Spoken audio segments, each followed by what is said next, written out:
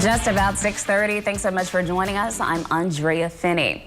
We start our Monday with a couple of showers moving across our area. Tyler Hall has much more. Nearly 1,000 U.S. troops, including a group from Fort Polk, are in Normandy, France for the 75th anniversary of the D-Day invasion. What a breathtaking view. Wow. Paratroopers in the 1st Battalion, that's the 509th Airborne Infantry Regiment, are among the more than 5 nations in the Normandy region this week to honor the, quote, greatest generation. And World News this morning, the United States military released a video that it says shows an Iranian Navy boat removing an unexploded mine. It was attached to the hull of the Japanese-owned chemical tanker Kokura Courageous. The Muscular Dystrophy Association showing appreciation to the Pineville Fire Department yesterday after a very successful fundraiser.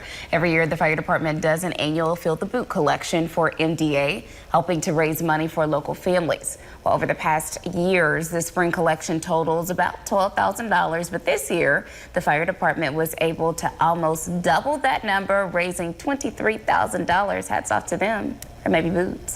See what I did there? Executive Director Charlie Bradford says it was important to recognize the firefighters and thank them for all of their hard work. That would be a workout. I think you could do it, though. Oh, you could definitely do it. No, you, like, specifically. Oh, not in 10 minutes. Sure can't. Give me about 30, though. I'll see you at the top. Clarification, we're not wussies, but... Yes, we are. Yes, we are. I was practicing my did you see that face?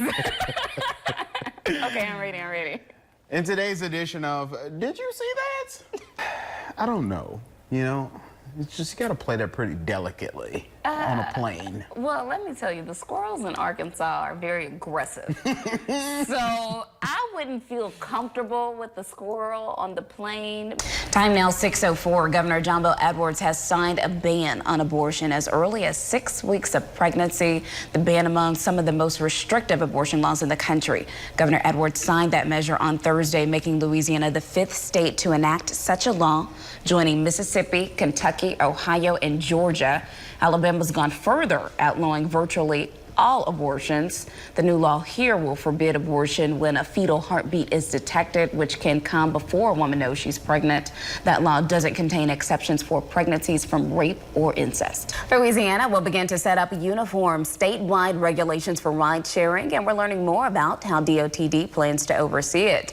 The department is now responsible for issuing permits to companies like Lyft and Uber, who could now operate in more areas throughout Louisiana. The drive-based businesses will submit several documents of compliance to DOTD, like certificates of insurance, proof of good standing with the Secretary of State's office, and background check information.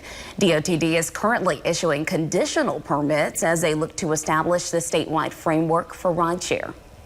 Well, school is out, but summer is actually the perfect time to get ready for the college application process in the fall. Free from all of the responsibilities of the school year, students and parents can focus on finding the right college.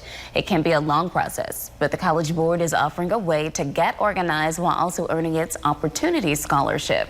They want students to do the following: build a college list, practice for the SAT or ACT, improve those scores, strengthen your college list, complete the FAFSA, and apply to college. Completing each step will earn students a chance to earn scholarships ranging from $500 to $2,000. A potential watershed moment Tuesday in the opioid epidemic ravaging so many communities. What could be a precedent-setting trial for holding drug companies accountable for their role. So we've been tracking a ride-sharing bill making its way through the Louisiana session. If it passes, it could mean services like Uber and Lyft finally make it to Alexandria. Donovan Jackson from our Gray Station in New Orleans previews today's key vote. Also in Vernon Parish, members of CrossFit of Leesville paid tribute to the fallen with a hero's workout. The Murph is named after a decorated war hero, Lieutenant Michael Murphy, a Navy SEAL who died in Afghanistan on June 28, 2005.